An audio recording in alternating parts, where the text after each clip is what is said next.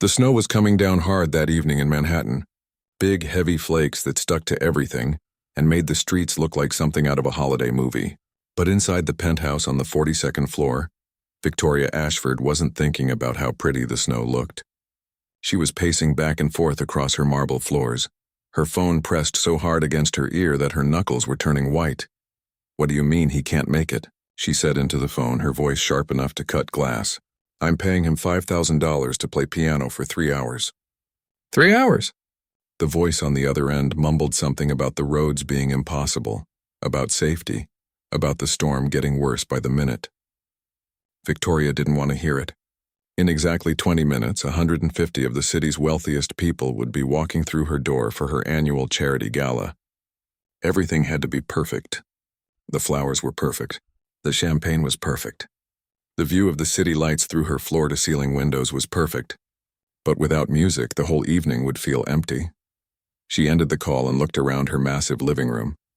The grand piano sat in the corner like a beautiful sculpture, its black surface so shiny you could see your reflection in it. She'd paid more for that piano than most people paid for a house. And tonight it was going to sit there silent like an expensive decoration. "Mrs. Ashford?" A quiet voice came from the doorway to the kitchen. Victoria turned to see Maria standing there, wiping her hands on her apron. Maria had worked for her for 8 years now, coming in 3 times a week to clean, do laundry, and help with events like tonight. She was the kind of person who moved through rooms so quietly you barely noticed she was there, which was exactly what Victoria preferred. "What is it?" Victoria asked, already turning back to her phone to search for another pianist, any pianist who might be available on such short notice. "I just wanted to let you know the appetizers are ready. Should I start bringing them out to the tables?" Yes, fine." Victoria waved her hand dismissively, scrolling through her contacts. Every pianist she knew was either already booked or not answering their phone. This was turning into a disaster. Maria hesitated in the doorway. "Is everything all right, Mrs. Ashford?" The pianist canceled. Storm. Victoria said it like those 2 words explained everything, which to her they did. "Oh, that's unfortunate," Maria said softly. She started to turn back to the kitchen, then paused. "My son plays piano."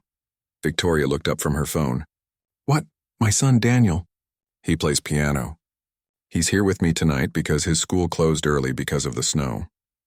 He's just doing homework in the service hallway." Maria's voice was careful, like she wasn't sure if she should have said anything at all. Victoria stared at her for a moment.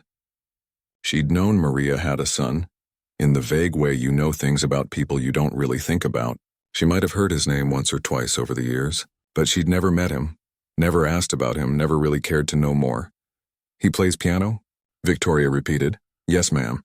He's been playing since he was young. He's very good." Victoria glanced at her watch. 15 minutes now. She looked at the silent piano, then back at Maria. "Can he play classical music? Background music?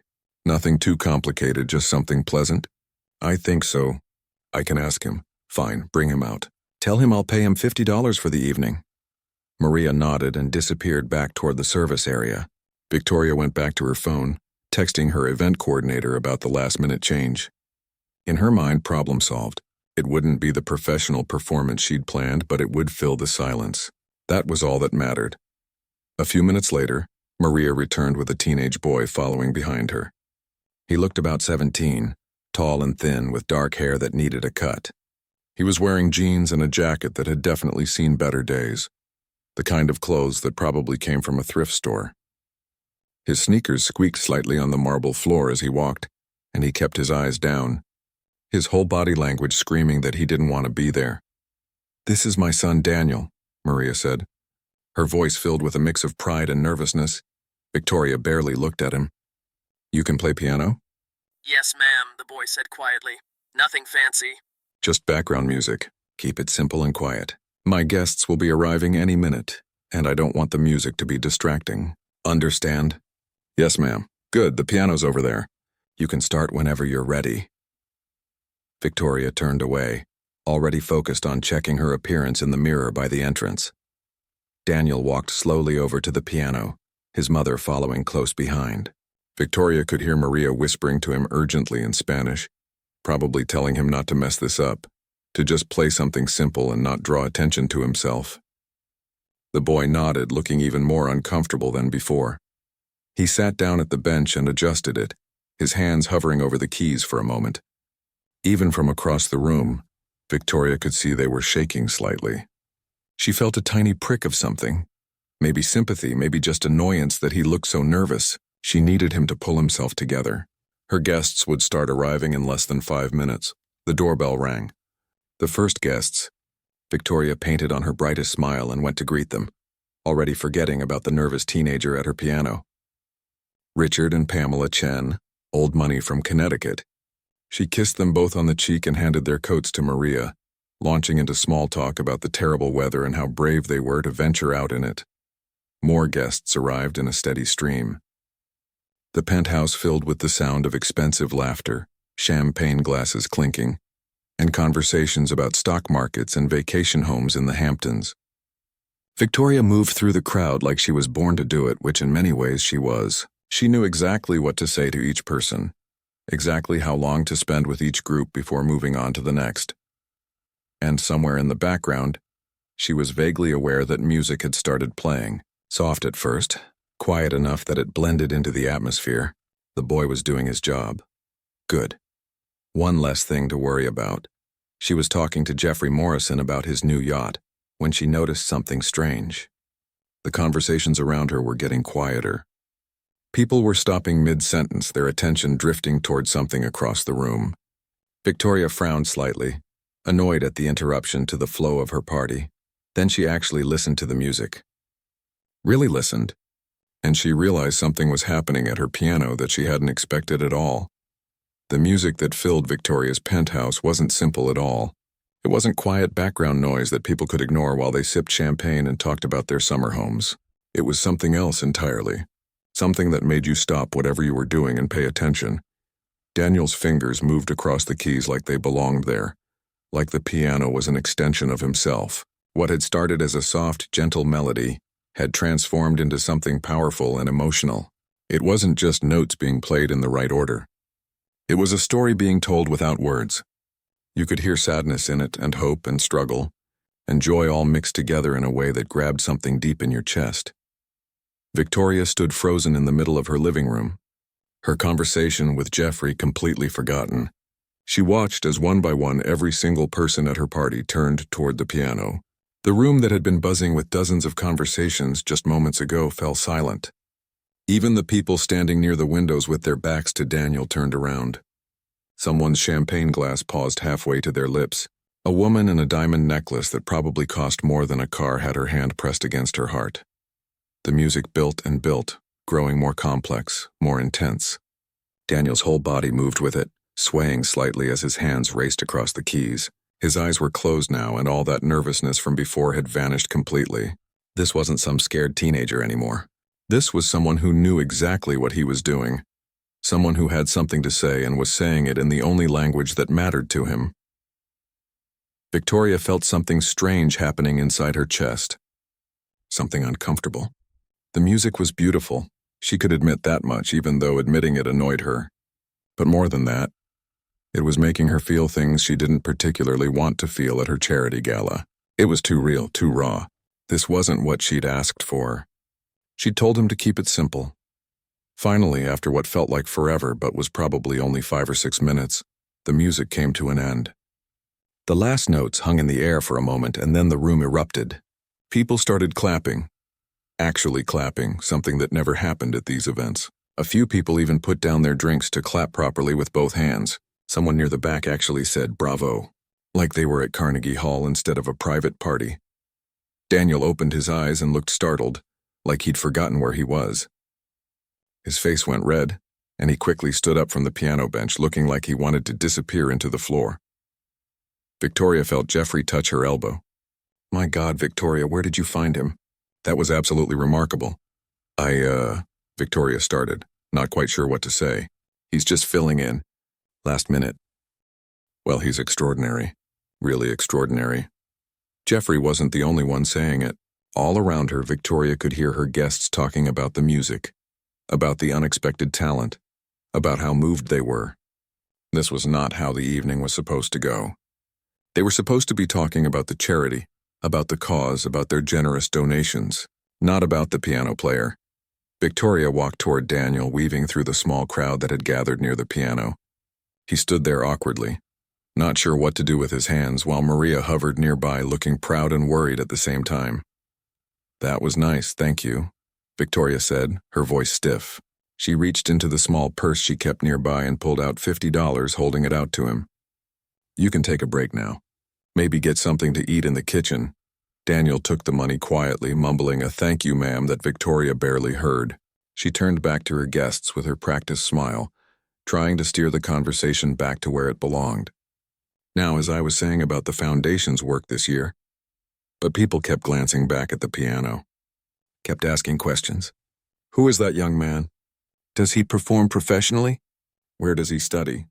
Victoria found herself giving vague, dismissive answers. "Oh, he's just the help's son.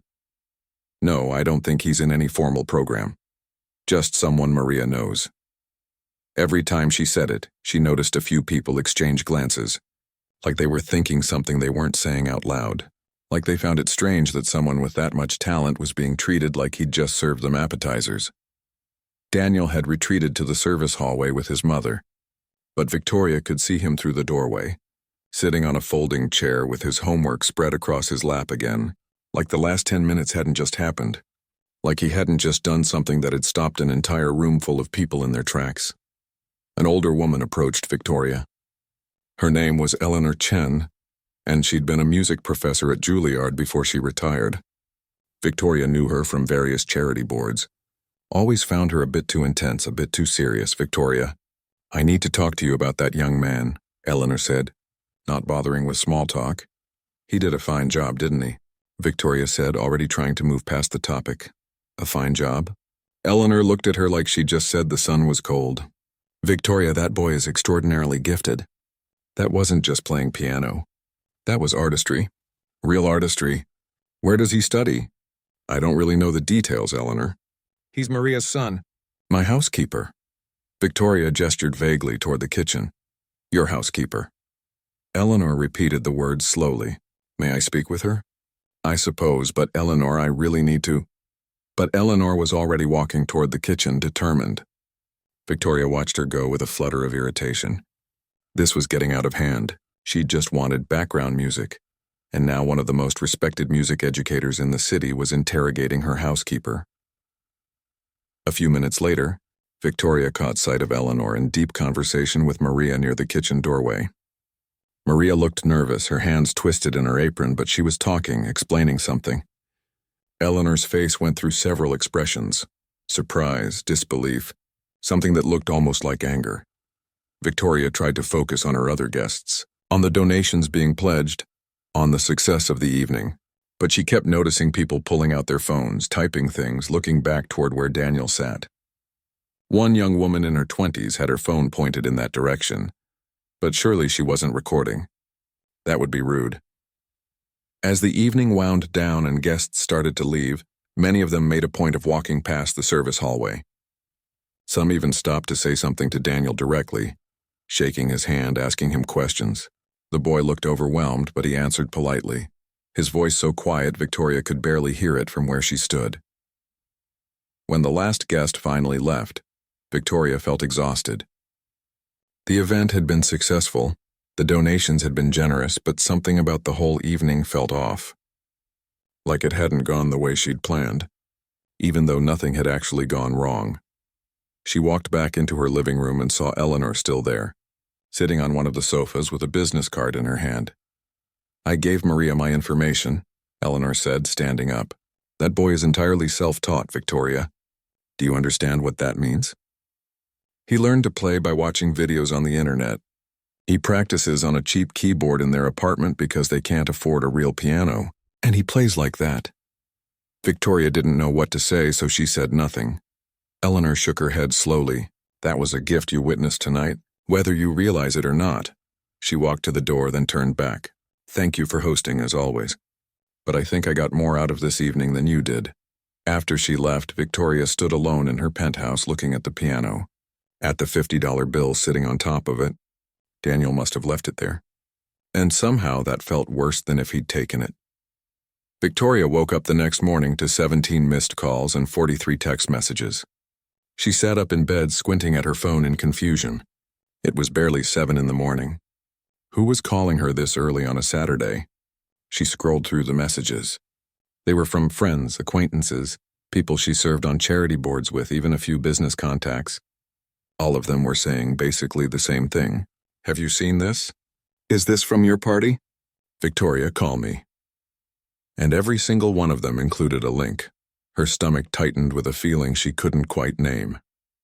She clicked on one of the links and her phone screen filled with a video. It took her a moment to recognize her own living room, her own piano, and there was Daniel playing. The video was shot from someone's phone. The angle slightly awkward, but the sound was crystal clear, and underneath the video it said posted 14 hours ago. Victoria watched the view count at the bottom of the screen. It was climbing even as she looked at it. 2 million views. Then 2,005,000. Then 10,000 more. She refreshed the page and it jumped to 2,050,000. Her hands started shaking. She scrolled down to read the caption. Random kid at a billionaire's party plays better than most professionals I've ever heard. Who is this guy? The comments were endless, hundreds of them, thousands of them pouring in every second. This is insane talent. Why isn't this kid famous? I've been playing piano for 20 years and I can't do half of what he just did. Someone find out who he is. This gave me actual chills. Victoria threw her phone onto the bed like it had burned her. This couldn't be happening. Someone had recorded Daniel without permission at her private event and posted it online for the whole world to see. She reached for her phone again and started making calls. Her lawyer first, then her publicist, then her event coordinator. But what could they do? The video was already out there, spreading like wildfire. By noon, the video had 10 million views. By evening, it was at 20 million and climbing. News websites had picked it up. Entertainment blogs were writing articles about it. Mystery piano prodigy stuns the internet. Teenager's performance goes viral. Who is the unknown pianist? And they found out who he was. Of course they did. The internet was good at that kind of thing. By Sunday morning, reporters had tracked down Maria and Daniel to their apartment building in Queens. Victoria watched the news coverage from her penthouse, a cup of coffee going cold in her hands. There was Maria on the screen, standing in the doorway of what looked like a tiny apartment, looking terrified and proud at the same time. A reporter was shoving a microphone in her face, asking questions.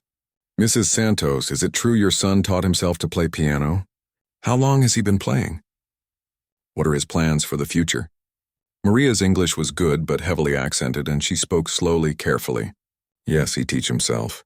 Since he was 8 years old. He watch videos, he practice every day. Every day, even when he is tired, he practice. Then Daniel appeared on the screen and Victoria leaned forward without meaning to. He looked different on TV somehow, more real. He was wearing the same worn jacket from the party, and he looked uncomfortable with all the cameras and attention. But when he spoke, his voice was steady. I just love music, he was saying. I always have. My mom, she works really hard, multiple jobs to make sure we have what we need. She bought me a keyboard from a thrift store when I was 8, spent 2 months saving for it. I just practiced whenever I could, late at night mostly, so I wouldn't bother the neighbors. The reporter asked him about the party, about playing at Victoria's penthouse. Daniel was quiet for a moment before answering. Mrs. Ashford needed someone to play piano because her regular pianist couldn't make it. My mom works for her, so I helped out.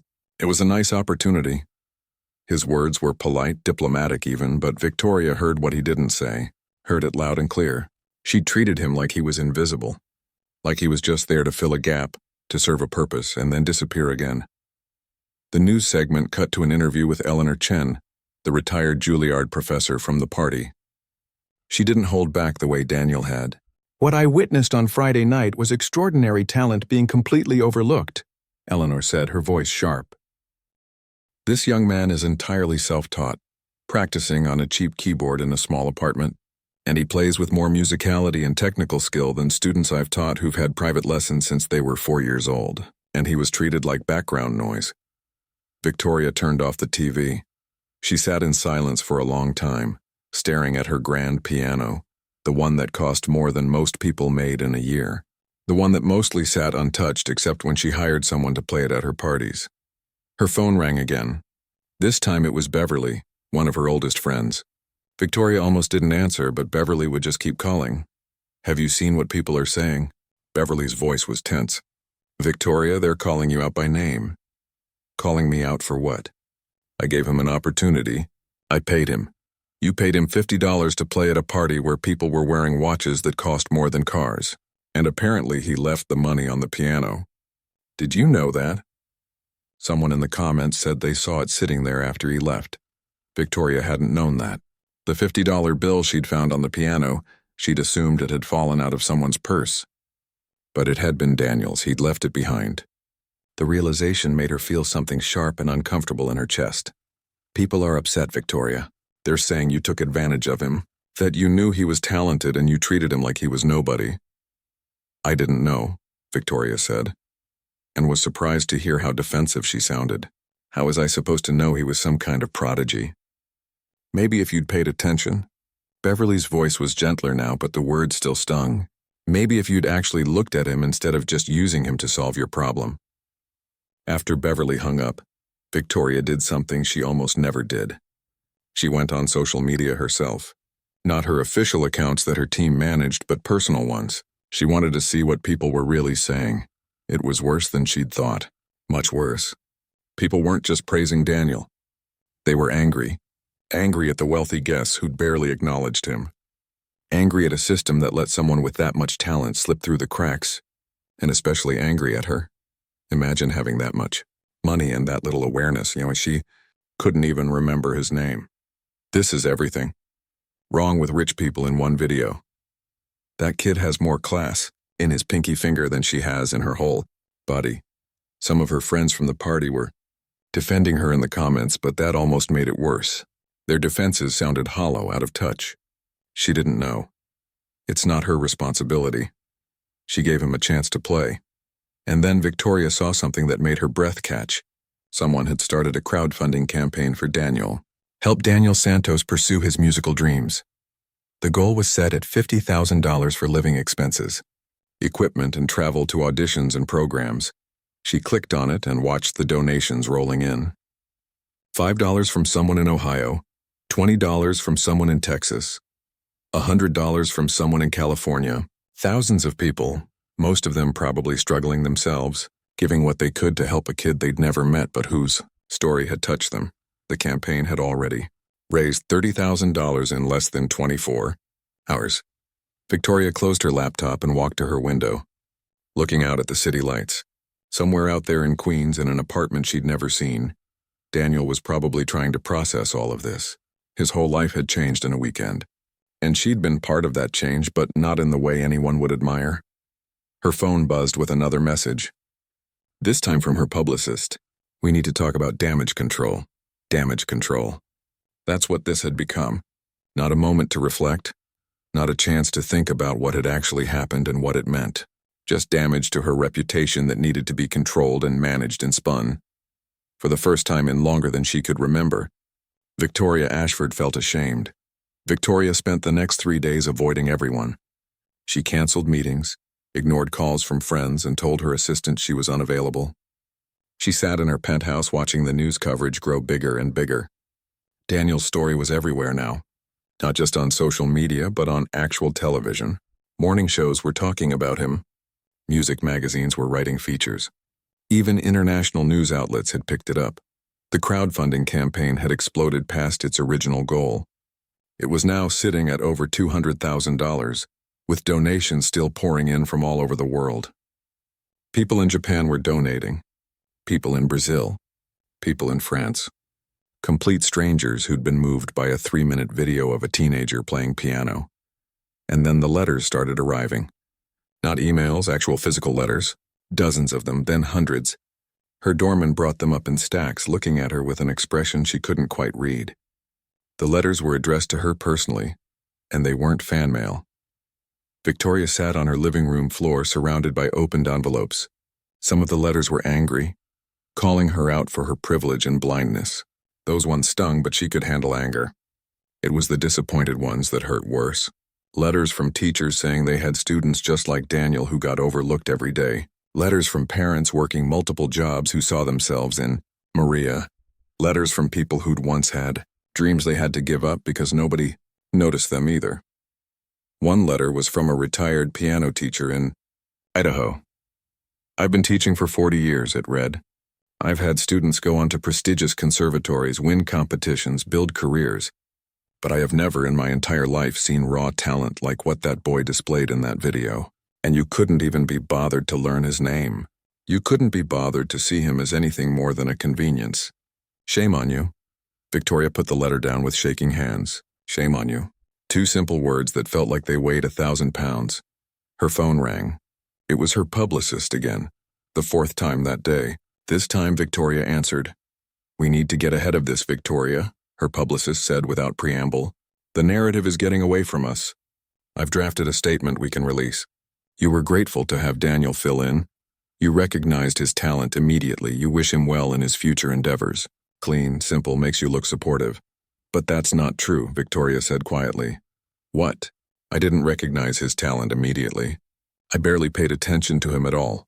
There was a long pause on the other end of the line. "Victoria, that doesn't matter. What matters is how this looks. We need to control the story."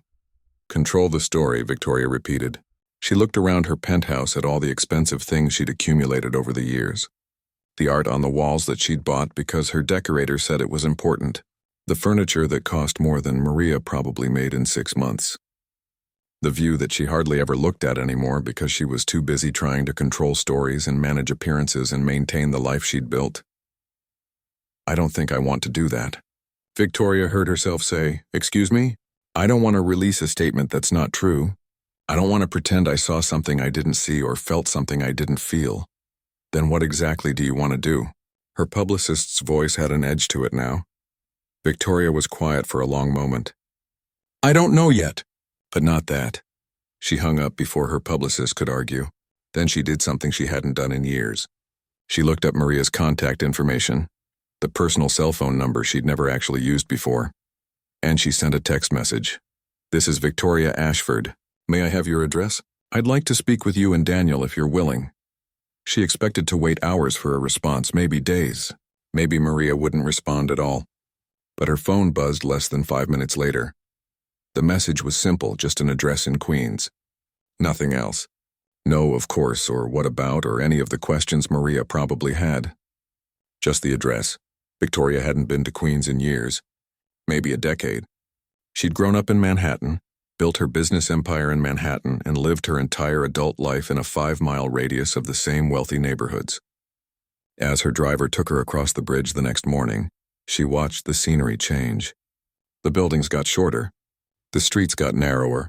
The people looked different, moved different, lived different. Maria's apartment building was old but well-maintained. The kind of place where people had lived for generations, where neighbors knew each other's names.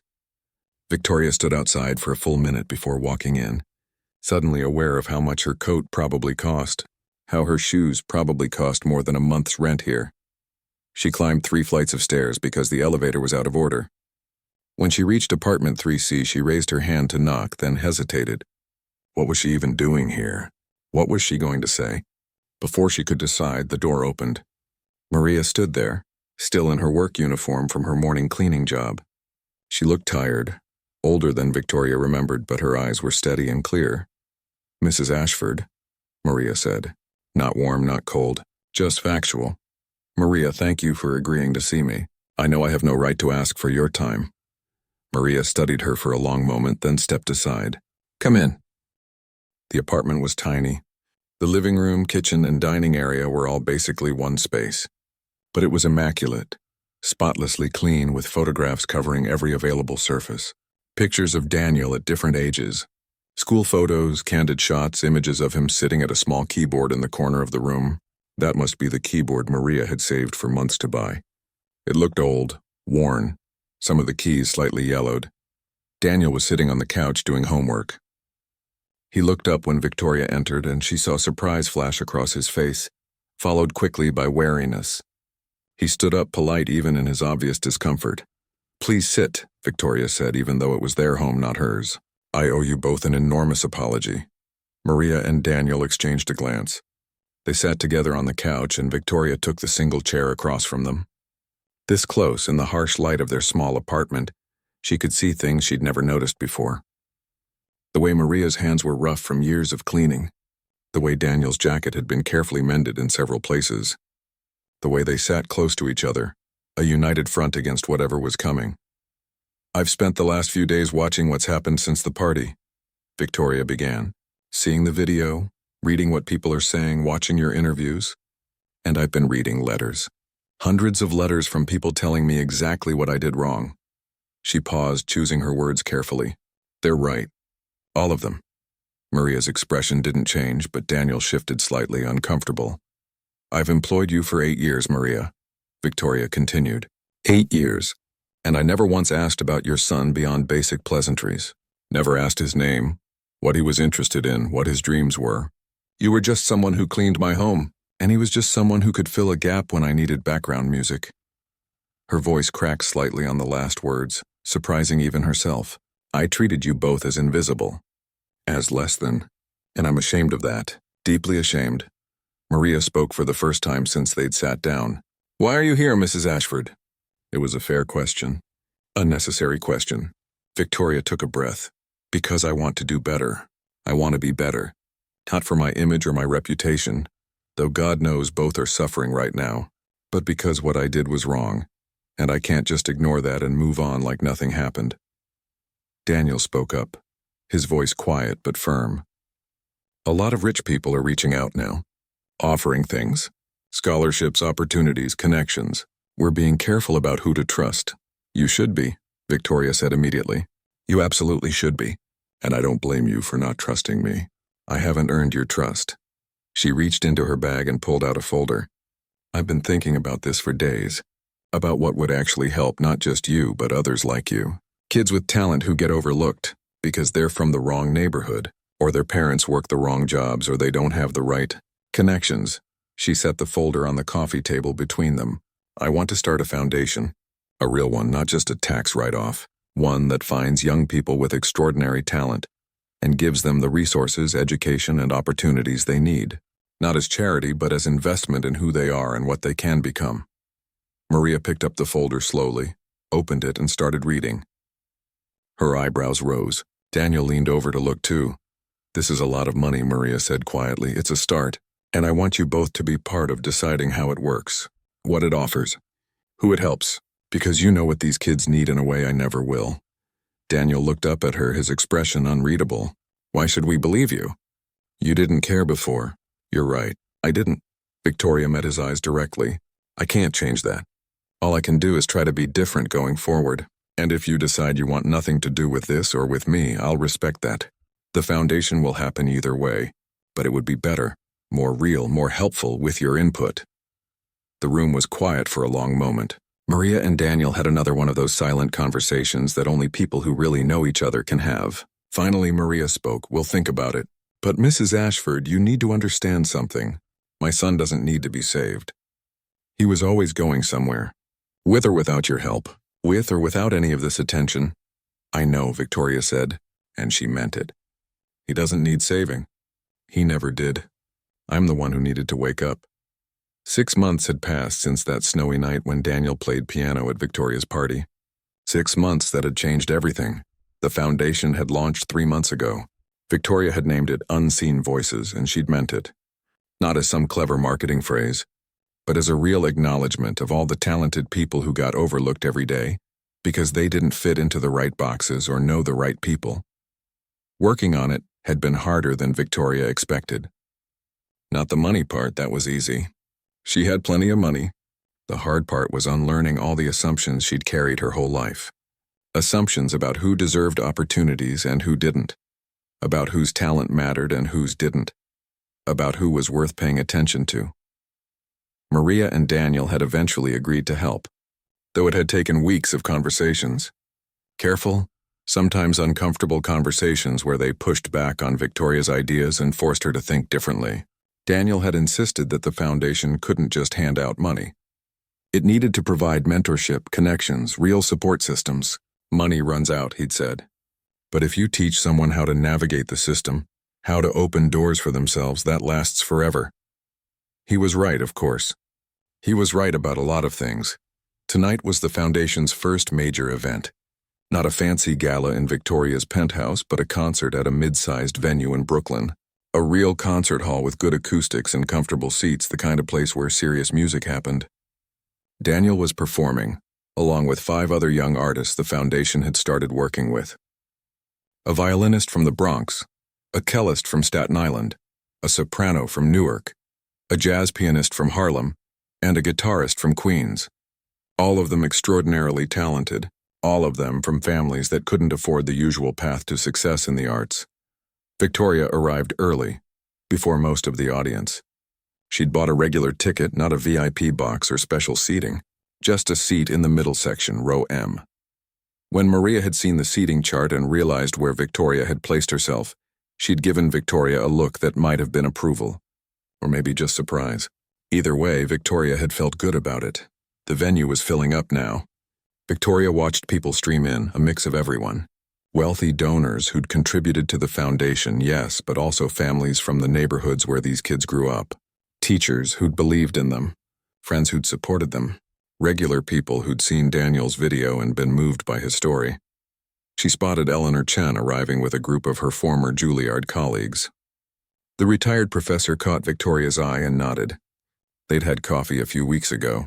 A long conversation where Eleanor hadn't pulled any punches about Victoria's past behavior, but had also acknowledged the work she was doing now. Redemption isn't a moment, Eleanor had told her. It's a practice.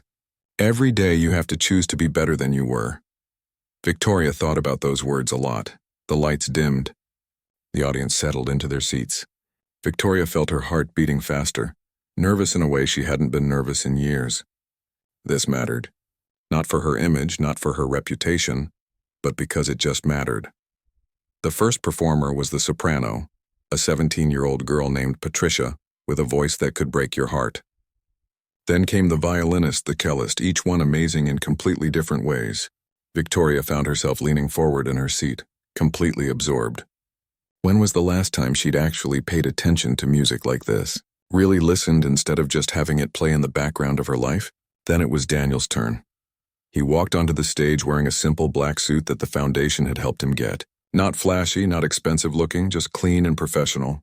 He sat at the piano, adjusted the bench exactly the way he had that night 6 months ago, and looked out at the audience. Victoria could see Maria in the front row, her hands clasped together, her whole body rigid with hope and fear and pride. Next to her sat Maria's sister and her 2 kids, Daniel's cousins who'd made the trip from New Jersey. Daniel's hands settled on the keys. And then he began to play. It was a new composition, something he'd written himself. He called it Invisible. Victoria had heard him practicing it a few weeks ago when she'd stopped by their apartment to drop off some paperwork. She'd asked him what it was about, and he'd been quiet for a long moment before answering. It's about being seen, he'd finally said. Really seen? Not for what people think you are or assume you are, but for who you actually are. Now, listening to it in this concert hall with hundreds of other people, Victoria understood what he meant. The music started soft, almost hesitant, like someone trying to speak but not sure anyone would listen. Then it grew stronger, more confident, building into something powerful and undeniable. It had moments of sadness but also moments of pure joy. It was complicated and beautiful and achingly honest. Victoria felt tears running down her face and didn't bother to wipe them away. Around her, she could see other people equally moved. A woman in the row ahead had her eyes closed, swaying slightly. A man near the aisle had his hand over his heart. Maria was crying openly, not trying to hide it. When Daniel played the final notes and lifted his hands from the keys, there was a moment of complete silence. That special kind of silence that happens after something extraordinary, when the audience needs a second to come back to reality. Then the applause started. Not polite charity gala applause, but real appreciation. People stood up. The whole venue was on their feet, clapping and cheering. Daniel stood and bowed, looking overwhelmed and grateful and proud all at once. He found his mother in the crowd, and something passed between them. Some wordless communication that Victoria could see even from her seat in the middle section. After the concert ended, there was a small reception in the lobby. Victoria had insisted on keeping it casual, nothing too fancy. Just some refreshments and a chance for people to meet the performers. She hung back, letting other people congratulate the young artists first. watching the joy and excitement on their faces as they talked about their music. Eleanor found her standing by the windows looking out at the Brooklyn street. "You did good tonight," Eleanor said simply. "They did good." "Tonight," Victoria corrected. "I just wrote some checks." "You did more than that. You showed up. You listened. You changed." Eleanor paused. "That's not nothing." Victoria saw Daniel and Maria making their way through the crowd, accepting congratulations, looking tired but happy. On impulse, she walked over to them. "That was beautiful," she told Daniel. "Truly beautiful. The piece you wrote, it said something real. Thank you, Mrs. Ashford." He still called her Mrs. Ashford. She told him he could call her Victoria, but he'd politely declined. She respected that. "I mean it. You have a gift. You always did. I'm just sorry it took a video going viral for me to see it." Maria spoke up. "You see it now. That's what matters." The three of them stood together for a moment, not quite friends, but not strangers either. Something in between. Something that was still being figured out. "There's something I want to ask you both," Victoria said. "The foundation is going to expand. We're going to help more kids in more cities, but we need people who understand what these kids need. People who've lived it. Maria, I'd like to offer you a position as our family liaison coordinator, working with the families we're helping, making sure they have the support they need." Maria's eyes widened. "Mrs. Ashford, I don't have the qualifications for something like that. You have the most important qualification. You know what it's like, and you're one of the strongest people I've ever met. You raised an incredible son while working multiple jobs. That's the expertise we need." Maria looked at Daniel, that silent communication again. He nodded slightly. "I'll think about it," Maria said carefully. "But yes, I think yes." Victoria felt something warm spread through her chest. Relief, maybe. Or happiness. Or just the satisfaction of doing something right for once. The reception was winding down now. People were starting to leave, calling out final congratulations, making plans for the next concert. Victoria found herself walking out with Maria and Daniel, the three of them heading toward the subway station together. "You're taking the subway?" Daniel asked, sounding surprised. "My driver has the night off. And yes, I remember how to take the subway." Victoria smiled. "I might be out of practice, but I remember." They rode together into Manhattan, not talking much, just existing in the same space. When they reached Victoria's stop, she stood to leave. "Thank you," she said, "for giving me a chance to do better, for not writing me off completely." "You're doing the work," Maria said. "That's what counts." Victoria climbed the stairs out of the subway station and walked the last few blocks to her building. The doorman greeted her warmly, and she realized she'd learned his name recently. Robert. He had a daughter who played violin. Small things, but they mattered. Back in her penthouse, Victoria walked to the piano. She still couldn't play it herself, probably never would learn, but she ran her hand across the keys gently, thinking about Daniel's music, about the passion and skill that had been right in front of her that night 6 months ago. The talent she'd almost missed completely because she hadn't been paying attention. She thought about Eleanor's words. Redemption is a practice. Every day you have to choose to be better. Victoria looked around her penthouse at the expensive art and furniture, at the view of the city lights spread out below. It all looked the same as it always had, but she felt different. She saw differently, and tomorrow she would wake up and choose again, to listen, to see, to be better than she was yesterday. It wasn't a perfect ending. Real life never was, but it was a beginning, and sometimes that was enough.